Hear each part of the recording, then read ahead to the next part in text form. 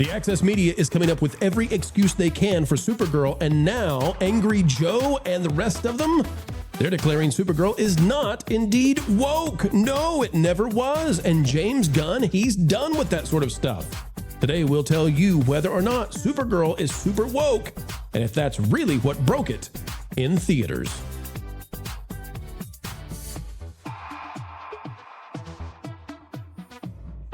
Hello, folks. Welcome back. It's a pleasure as ever as we endeavor to explain entertainment, and boy, oh boy, do we have a fun one today. Fake Wiz is with us. Wiz, how you doing? Happy to be here, man. Not happy about Superman, but happy to be with you again. You're not happy about Superman. I'm not happy about Supergirl. We'll just join together. Yeah, you know what it is? This is a reflection on Superman. I mean, Superman took a beating in this Supergirl movie. I'm sure we'll get into that, though. We'll get into it, folks. This is one of those opportunities for us to merge our intellectual minds and have a good time. All we ask from you is that you click that like button. And we're going to dive in right now, Wiz, because there are so many out there declaring that this is not a woke movie. And I had not even really, played around with that mentally. I just knew it was a really, really bad film. But then when people started saying, well, the YouTubers, they're just mad because it's woke. They just don't like it because it's woke. But it's not even woke. It's just that's the only trick they know. That's the only thing in their bag is to yell woke at the top of their lungs. And I thought, well, now, wait a minute. Number one, that's not true. And number two, it is woke. Wait a minute. It's a paradox inside my mind. And so before we dive in, Wiz, let me define what woke is in the spirit of trying to do this the right way. So we're very specific here on this channel when we say woke, and I know you are as well. When I say woke, I'm referring to postmodern neo-Marxism. So postmodern means that we no longer believe in objective truth. We believe in power. That's them. Now, I don't believe in that. We talk about truth with a capital T here. And then the neo-Marxism side of that is Marxism suggests that people are oppressed based on their socioeconomic status. And in neo-Marxism, the new part of that is they've changed that where people are oppressed based on the category of their person. So if they are, for example, somebody who identifies with the rainbow LGBT crew, they're oppressed. If you're a woman, you're oppressed. If you're a minority, you're oppressed, right? And so that's the play. You never get out of being oppressed. And the only guys who are oppressors are white, straight dudes, but they're the oppressors, and that's postmodern neo-Marxism. Don't believe in truth, believe in power. White dudes are the baddies, except for the few white dudes who have managed to become saviors by their virtues. All right, Wiz, until they need to get shoved in front of the bus. Yes. Right. Yes. Well, and they never see the bus coming because they're always going to be in their utopia. They're at the top always, right? That's right. That's the French Revolution. Okay. So, Wiz, is that a fair definition of woke and what it is? I think so. And I think it's going to be very important for us to define that going into this because, to your point, a lot of people, especially ideologically driven, like to say like, oh, they don't like something because it's woke, or they don't like something because it has a woman in it. It's dog whistles. It's just throwaway terms. And unfortunately, I think all the different sides use them. So it is important for us to define what exactly are we taught? What do these things mean? Right. Because when we dig into it, we're going to find this movie does have a lot of ideology in it. And what I think is really interesting is that it's covert. The way that they've done it, it feels like Hollywood is learning. They can't just have the A-team get together, A-Force get together at the end of Endgame anymore, and all the women stand together. They can't do that anymore because everybody's wise to that game. So now they have to do things that are sneaky, but the audiences, both men, women, people that are just seeing this in general, are seeing this and saying, there's something I don't like about it, but I can't quite understand what it is. Right. And I think that's interesting too. So let's go through what we see. I've got my things that I recognize as being the woke aspects of the film. And, the film's just bad. So it failed on its own, but the woke didn't help either. But I think people, as you say, because it's so covertly inserted into this, I think that a lot of times people don't recognize what it is that's off-putting to them. But yes. Wokeism, because it's sort of anti-reality, right? So you get rid of truth and then you pretend that people are oppressed, and it's kind of this flattening out of meritocracy. People feel that off-putting sensation, but they don't know what it is that's causing them to feel that way. Now, before I dive into my points, Wiz, what I just want to add here is we can't do this without recognizing the reality that is before us happening in the world, because in New York and Los Angeles, where entertainment comes from, the legacy studios, they're going full socialist and communist. And I'm not being hyperbolic. They're voting in people who we would consider communist. They call themselves socialists, but they essentially believe in communism.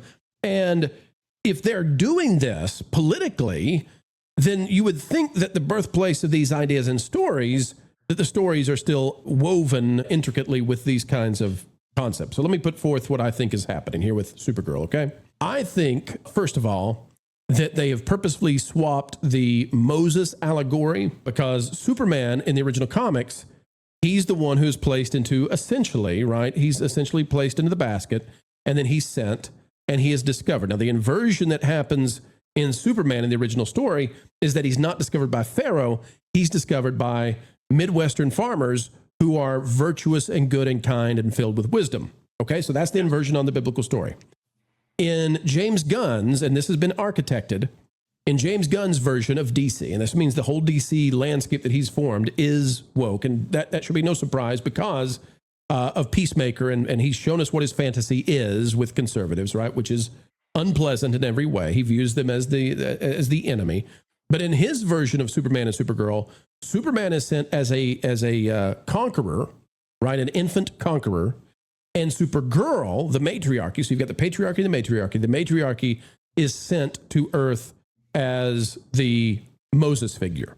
Okay, so we've swapped that out. Okay, so that's point one. Point two is, and you can't be more on the nose than this, is that in the film, Supergirl goes to a planet of all men. They cannot reproduce without stealing underage girls for their brides. And she fights literally because there's not a single female figure there. It's all men. She is literally fighting a planet of the patriarchy. Yes. Okay, I've got one more after that, but what do you think about those, Wiz? Am I lining up with what you're seeing? Yes, and I'm thinking we're going to definitely align on my biggest one, which we'll get to in just a little bit. But the Superman one is really, it's terrible. It's a horrible thing to do. This firstly, the 2025 film did no favors to Superman or Clark Kent or Kal-El or Krypton or Jor-El. Like, very masculine, positive hero figures that weren't just for men. Really, they were for everybody of all ages. Like Superman is a hero for everyone. Yes. They took it a little too far in the comics with getting rid of peace, justice, and the American way. They robbed the American way out of that. But they keep taking it steps further. And now we get to this film, and Superman is there not to be a hero, but to be the butt of a joke. Every single time he is on screen, referenced, mentioned, they are mocking him. What happens to him when he first appears in Supergirl? What happens, Wiz? Oh, it is, well, the opening scene of the film is Crypto whizzing on and not wizard whizzing, but whizzing on a newspaper of Superman's face. Yes, directly on his face. Directly on his face. And then every other time that he's in the film, or like, let's say when he speaks, when he has a speaking role, he is insecure. He stumbles over what he's saying. There is no confidence there. There is nothing Superman about this Superman, especially, not even just from the comics, but from what people would, you compare this to Christopher Reeve. There is no comparison. There's two completely different characters. Let me ask about that. If the image was of Christopher Reeve as Superman and Krypto did that, if the dog pees on the face of Christopher Reeve, do you think, what would the reaction be? Like, have we allowed this? Like, has James Gunn set it up where this version of Superman you can mock, but if any other version were there, we would all be outraged and saying, screw this. This is so offensive that you would do this. Like, if they did that with Dean Kane's image, I would say this is so freaking offensive. Well, see, that's what's really interesting is that if that was to happen, right, there would be a little bit more of an uprising. But the fact that this is all new, this is all fresh, this has nothing to do with the Superman of the past. This is about changing Superman's perception on the world for tomorrow. This is about taking Superman away. Yes, it's not about us. This Superman is not for us. It is for children that are experiencing Superman for the first time. And now they're going to have the perception of not as him of being a hero that you want to embody the virtues of, that you want to live up to being Superman in your own life. You know, This is now the Luke. it's This just is a the Luke matter of- Skywalker. This is Luke Skywalker 2.0, except with Superman, because Luke Skywalker was like for 30 years the premier hero that young men look to say, I can redeem the sins of the past. I can be so virtuous that I might even, you know, redeem the faults of my father. And they took that away and say, well, no, that's a failure actually. And now Superman, another one of these heroes, you know, these icons, he's an archetypal figure. You're saying that for the next generation, they're making sure that they don't believe in Superman. Everything we're seeing today, and what's crazy is it's not even just Supergirl. It is nearly every movie this year is not for us. It's not for you at home watching. It's not for pro or I. It is for the children. It is to change the relationships that the children have with these characters.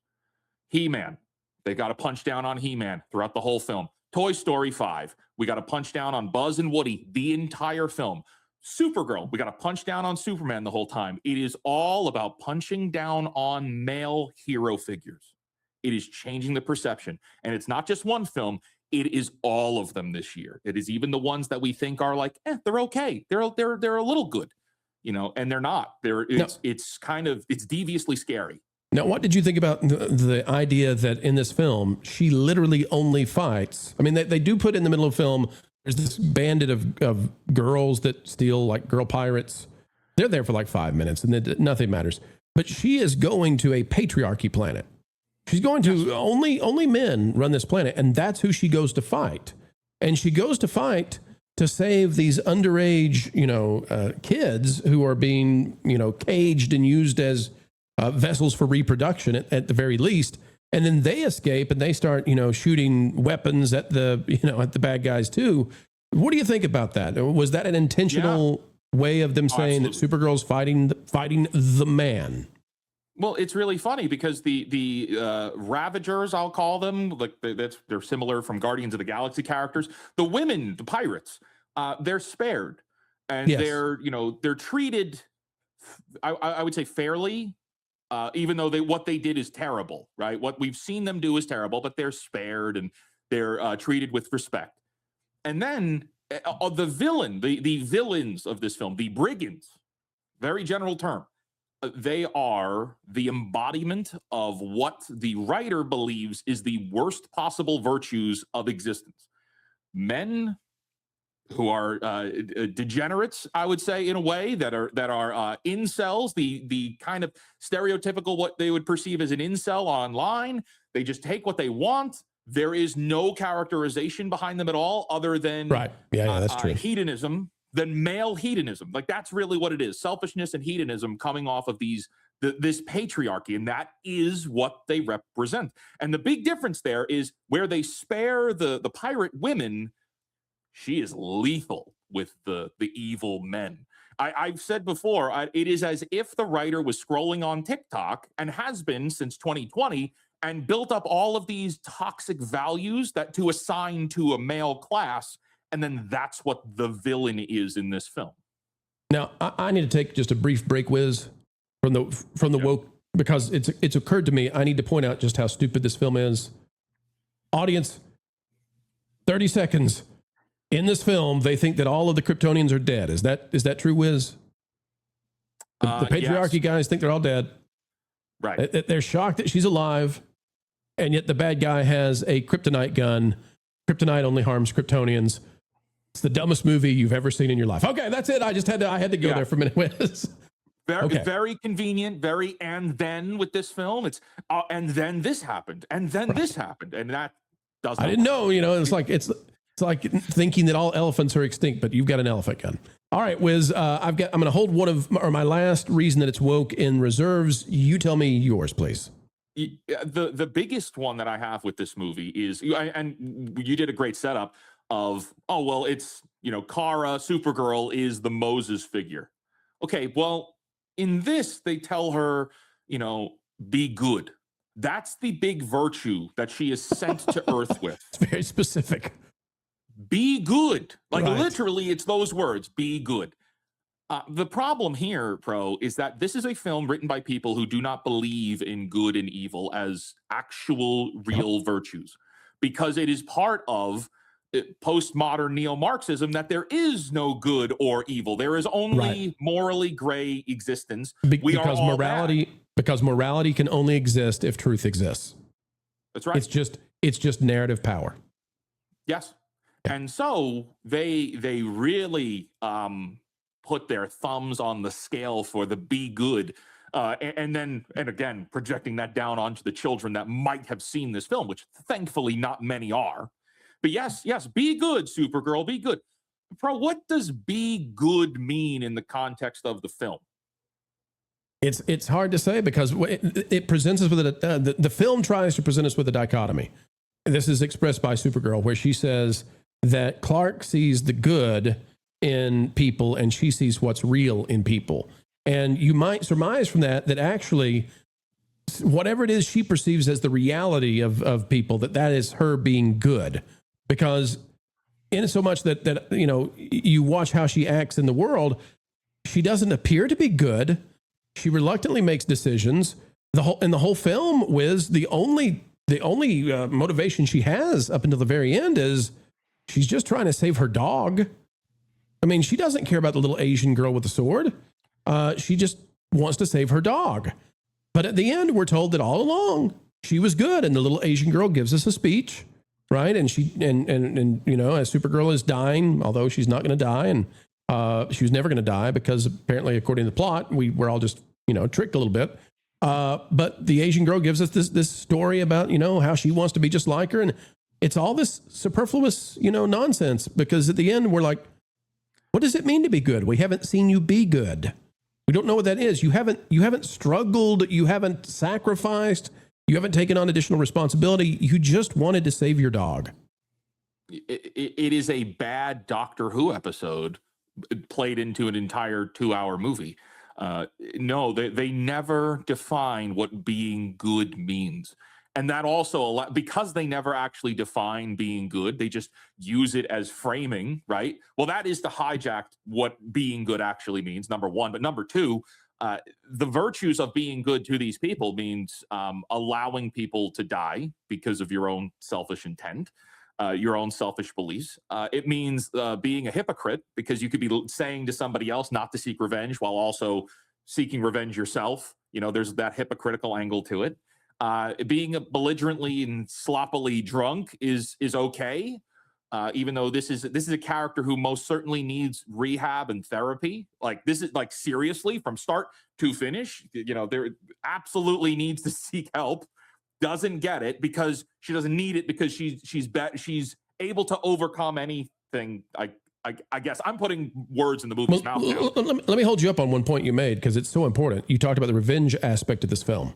Because one of the major theses in this film is the idea that the little girl should not kill the bad guy who destroyed her family, because that would affect her negatively. And then after Supergirl sends the little girl away, Supergirl not only ends the life of the bad guy who took the little girl's family, but she does so with repeated painful, cruel strikes. Tortures him. And execution. Yeah. But then she is still presented as being good, which seems to be antithetical to what she has just done, unless your morality is inverted. Unless you don't have good and evil morals. Yeah. That is it. That is the big takeaway with this movie. And this is not something that's just James Gunn. I would argue that this conversation was started with Man of Steel. Like, we have been inching along, Pro. We've been inching. Sometimes it's been centimeters. Sometimes it was just, we put Superman in a position where Henry Cavill had to kill Zod. There was no way out of it. You see that? You see how that works? Well, we started there in 2013. 13 years later, now it's Supergirl just stabbing somebody and then stabbing him to get maximum pain. Yeah. And then stabbing him again after it is very much implied that she is using lethal force on all the other. Well, she pushes the sword, and I'm going to be careful for YouTube, but she pushes the sword in the location where my hand is. And yes. I mean, that's essentially we won't say what it is, but it's symbolic. And if she's still good after silencing. That, that's right. If she's still good after that, it's hard to say what good is. But this comes from these writers, Wiz, and these directors and these people. They're coming out of a place where they now fantasize openly about causing harm to those they disagree with politically. So internally, they've internalized the virtues of authoritarianism only for their side. Of course, they screech every single day that they're oppressed, but internally, they're all fantasizing and they're all conceptualizing the idea of them seeking this kind of revenge, and then it manifests itself into their art that they're attempting to make. Well, and it's I would say even there's another level to that, because they're saying that, oh, Supergirl, she's not a hero. See, now after the fact, oh, she's not a hero. This version's an anti-hero. She's an anti-hero, pro. That's a big buzzword now. That's a big buzzword with these people. They identify with the anti-heroes, but that's not a good thing.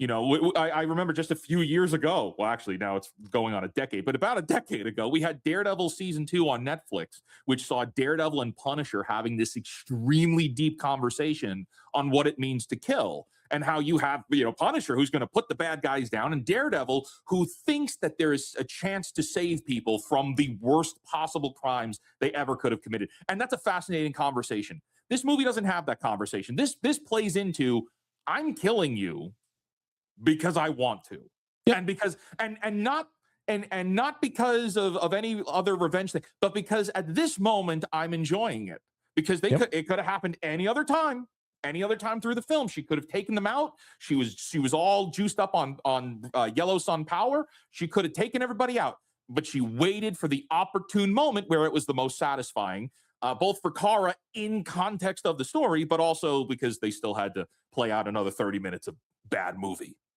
All right, let me throw you the last point I have on why I think this film is quote unquote woke. Understanding how we've defined woke, right? Postmodern neo-Marxism.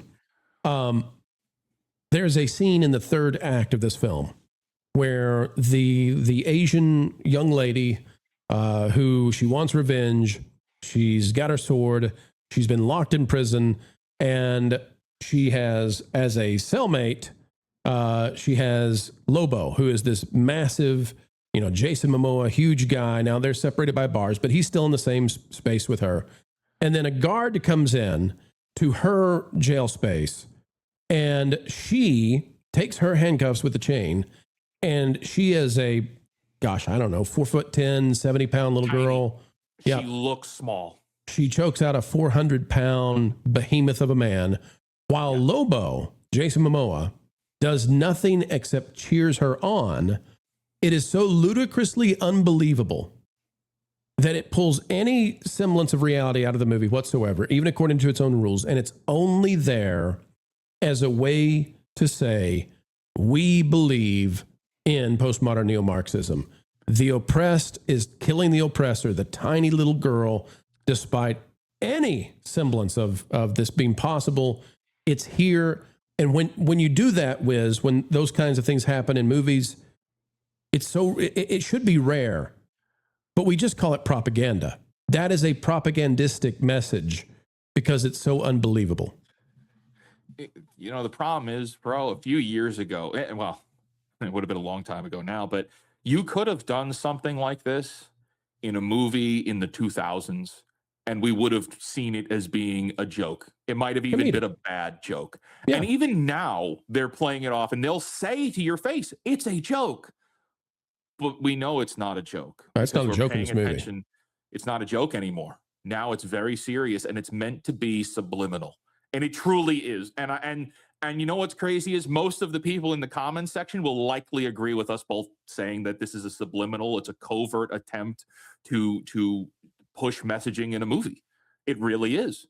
And whereas in the past, people would say, oh, no, that's poppycock. There's no way that that's real. It's just a joke. You people don't understand. It's like, no. Now it is so on the nose. It is so poorly done, except it makes you miss the Marvels where it was like front facing, you know, and you could laugh at it and be like, this is terrible. And here's why. Now it's like, this is terrible. And it's scary because you snuck it in. And for a lot of people, it's going over their heads, but you could look at the reviews. You could watch the reviews. Just, you know, normal folks that are seeing this are like, this is really bad, but they can't explain why. Let me give you a final big idea, Wiz, and you just take it and run with it however you see fit. Is it possible that the reason it's so ludicrous, it's so bad, and so many movies that are trying to do the same thing are so bad? And is it possible that the reason that the analysts from the other side and the influencers on the other side, who are hitting their chest and say, go see it for your boy, go see it for your boy, go see what daddy likes, or whatever they're saying, right? Is it possible, Wiz, that actually the thing they're trying to promote is killing their ability to make anything good? Because one of the tenets of what we've been talking about, this wokeism, is the idea that there's no meritocracy, because meritocracy is part of the oppression. And if you get rid of meritocracy and you stop seeing things as meritorious, or you stop, grading things on scales of good to bad, it has a qualitative effect not only on the film, but then on your ability to judge films, because you're terrified of saying, this is a good movie, that's a bad movie, this is a good idea, that's a bad idea, unless it comes from your political opponent, because you've decided that you're going to throw away the idea of merit. And now normal people go and say, what is this slop? What is this crap? But they didn't see this when they were developing it, because they were so beholden to the ideology. I often say there are 5 people ruining entertainment. So you have your corporate executives, you have the marketing department, you have the journalists, the content creators, and of course the writers that are actually writing these things. And all 5 of those people, you put them together or even separately, and sometimes they're working together, sometimes they're not. But those are the 5 people that are ruining all entertainment. But it's not even just entertainment; it's storytelling as a medium of human expression. And yes, that's really what my focus. That's why we're here. And lately, yeah, right, that's why we're here, because that's why we do this. It's the whole thing. It's they're after. It's not just Superman that they're after. Right. It's not just Supergirl. And what's crazy is, like, Supergirl had that show, the CW, and here I am missing that. And that's crazy. I like season 1.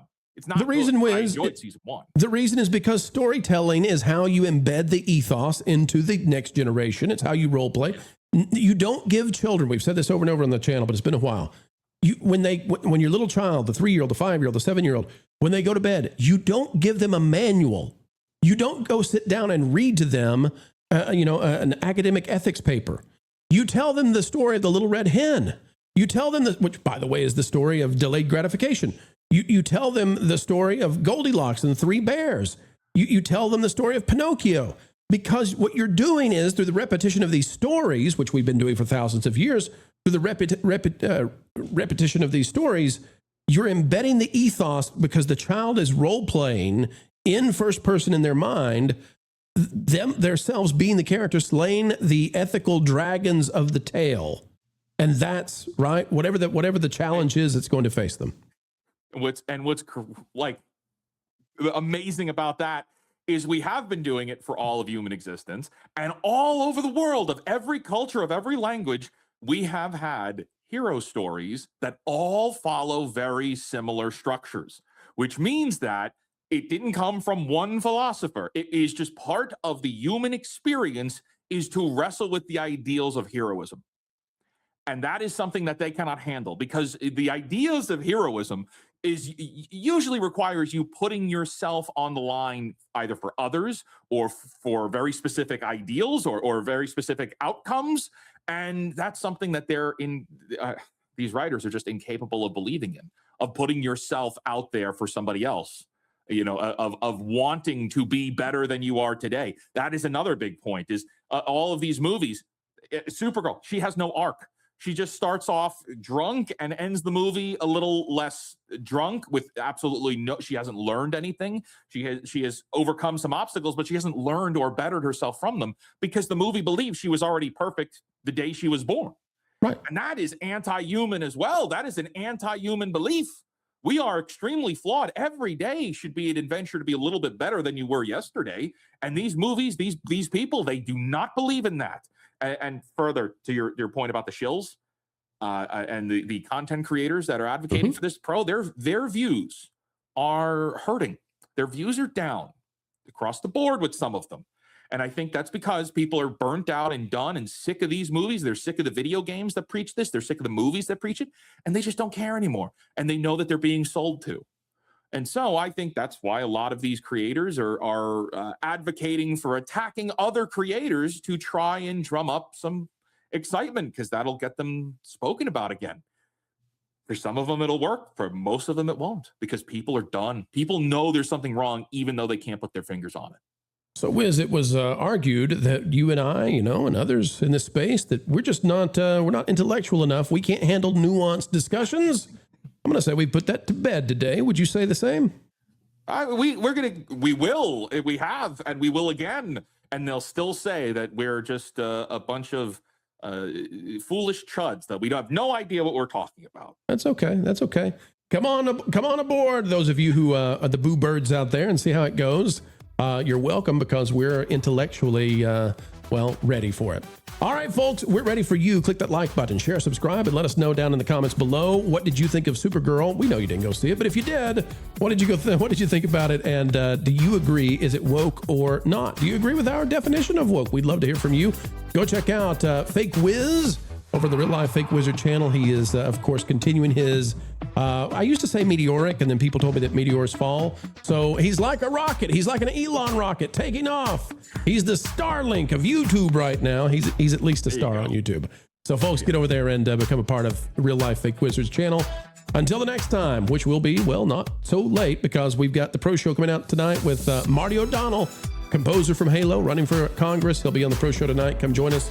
Folks, until the next time, keep learning, keep growing, and as always, keep having fun.